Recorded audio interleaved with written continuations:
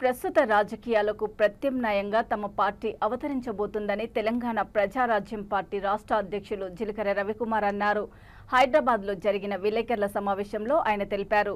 ఇతర పార్టీల నాయకులు ప్రజలను ప్రలోభాలు పెట్టి అధికారం రావడం కోసం ఎంతకైనా దిగజారుతున్నారని, తమ పార్టీ వాటికి విరుద్ధంగా ఉంటుందన్నారు.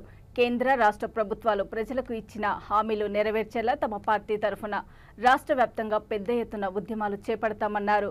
నవంబర్ నెలలో హైదరాబాద్ ఎల్బీ స్టేడియంలో భారీ బహిరంగ సభను ఏర్పాటు చేసి తమ పార్టీ విధి విధానాలను ప్రకటిస్తామని వెల్లడించారు.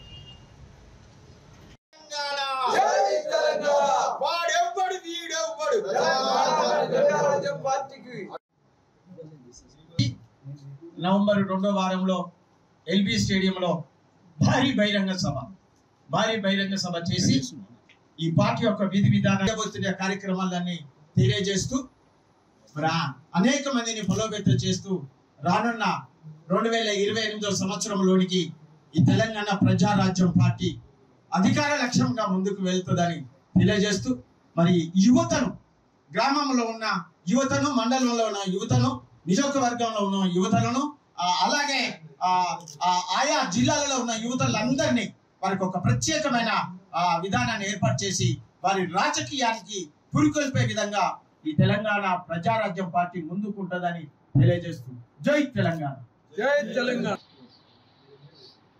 ఇక్కడ చెప్తాను. దాసరి శ్యామరావు, ఉప్పుగల్ల సోమయ్య గారు,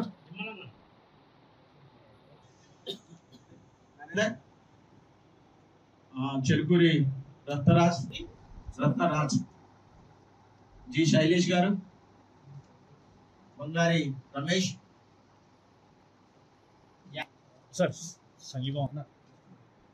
ఆయా పార్టీలు అవలంబిస్తున్న విధానానికి వ్యతిరేకంగా ప్రజలను సంక్షేమం ద్వారా భ్రమపెర్చి పరిపాలన చేస్తున్న ఈ పార్టీలన్నిటికీ ప్రత్యామ్నాయంగా నేడు తెలంగాణ ప్రజారాజ్యం పార్టీ ఆవిర్భావం జరిగింది.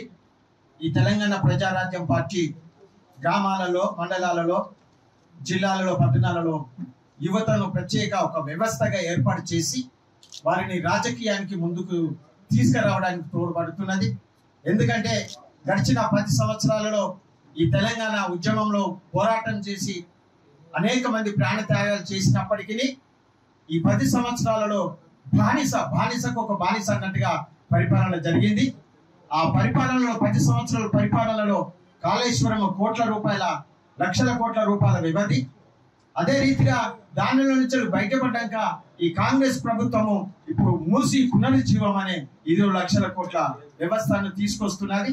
మరి ఈ ప్రకటన చేసిన ఈ యొక్క విధి విధానంలో, అంటే ఈ సంక్షేమ పథకాలు, 6 గ్యారెంటీలు, ఈ యొక్క విధి విధానంలో చాలా వ్యత్యాసం జరుగుతున్నది. వీటన్నిటికీ భిన్నంగా ఈ తెలంగాణ ప్రజారాజ్యం పార్టీ ప్రజల పక్షంగా పోరాటం చేసి ప్రజల పక్షం నిలుస్తుందని తెలియజేస్తూ ప్రత్యేకంగా రానున్న నవంబర్ మాసంలో 2వ వారంలో భారీ బహిరంగ సభ పెట్టి ప్రతి జిల్లాల నుంచి అనేక మంది జన సమూహాన్ని సిద్ధం చేసి మా యొక్క పార్టీ యొక్క విధి విధానాలతో పాటు ఎజెండాను ప్రకటన చేసి మేము ఏం చేయబోతున్నాము, ఎలా చేయబోతున్నామని తెలియజేస్తూ మరి ఆ దినమే రాష్ట్ర కమిటీని కూడా మేము ప్రకటన చేస్తాం. ప్రత్యేకంగా ఈ 2028 సంవత్సరానికి ఒక రాజకీయ శక్తిగా ఇప్పటి నుండే మేము సంసిద్ధమై బలోపేతం అవటానికి కారణమవుతుంది.